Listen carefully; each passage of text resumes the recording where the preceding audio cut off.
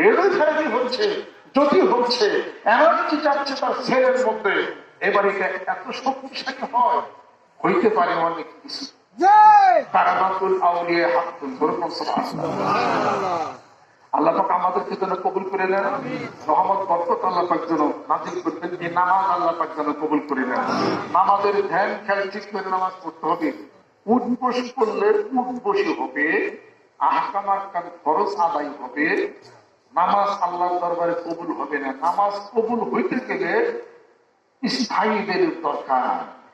এই দিলে এই কলমে যেন কোনো চিন্তা ফিকির যেন না থাকে। আল্লাহ তোমারই সেজদাতে, আর কিছু না, তোমাকে সেজদাতে। আর এই খেলে নামাজ পড়তে হবে যেন আমি আল্লাহ তোমাকে দেখে সেজদাতে, যেন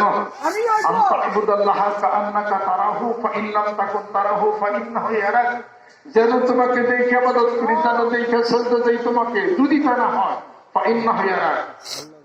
আল্লাহ তোমাকে দেখে। সুবহানাল্লাহ। নামাজের শরীয়ত, নামাজের হাকিকত, নামাজের মারিফাত, নামাজের তরিকত।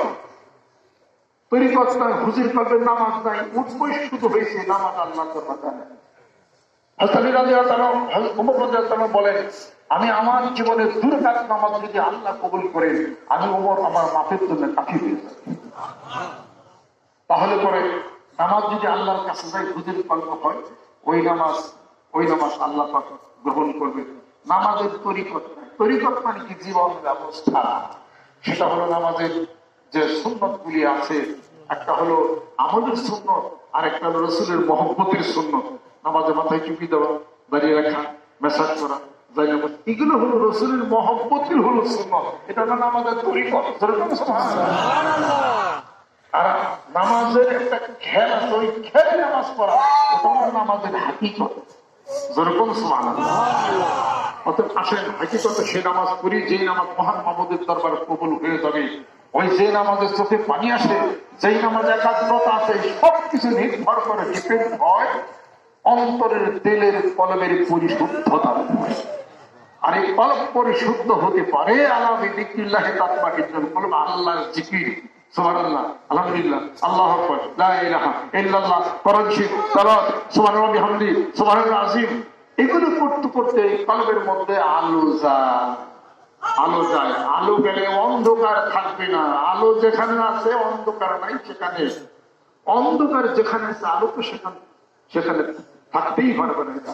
আর আল্লাহর জিকির করতে করতে কলবটার মধ্যে যখন আলো আসবে, এই আলোতে মানুষকে পথভ্রষ্ট করবে না, এই আলোতে মানুষকে আল্লাহর দিকে নিয়ে আসবে। ওই ইবাদত বন্দেগীতে কাজ হবে। এবং গাজীর রহমতুল্লাহ নাম শুনছেন কিনা? এবং গাজীর রহমতুল্লাহ তিনি বলেছেন, আমি যখন নামাজের এই নিয়মে যখন নামাজ পড়া শুরু করলাম, আবু আলী কারমাদি রহমতুল্লাহ তার হাতে বায়াত গ্রহণ করে আমি এই সিস্টেমে নামাজ যখন শুরু করি, আমি এবং গাজীলে আমার অতীতের 10 বছরের নামাজ পড়া হয় আমার বাতিল হয়ে গেছে। বাদ বাকি সে 10 বছর নিশ্চুপ চুপ থাকতে শুধু খেলে ধ্যান খেলে সাধনে, ধ্যান নাই, জ্ঞান নাই। যার জীবনের ধ্যান নাই তার জীবনের জ্ঞান নাই। যার জীবনের জ্ঞান নাই তিনি হলেন জ্ঞান পাপী। জ্ঞান পাপী মানুষ কোনদিন মহাস্রষ্টা সন্ধান লাভে কখনোই গতি হতে পারে না। মানিকগঞ্জ দাওয়াত শিবিরের নেতৃত্বে রুহের, আত্মার, জগতের শরীয়ত, তরিকত, হাকিকত, মারিফত জানা, মানা, বুঝা, সেই আলো নিয়ে গ্রামীগঞ্জের মাঠে ময়দানে টেকনাফ থেকে তেঁতুলিয়া পর্যন্ত সেই কাজ চলছে শান্তি প্রতিষ্ঠার লক্ষ্যে। যেরকম সুবহানাল্লাহ। দুঃখ চাই না, দুঃখ চাই না।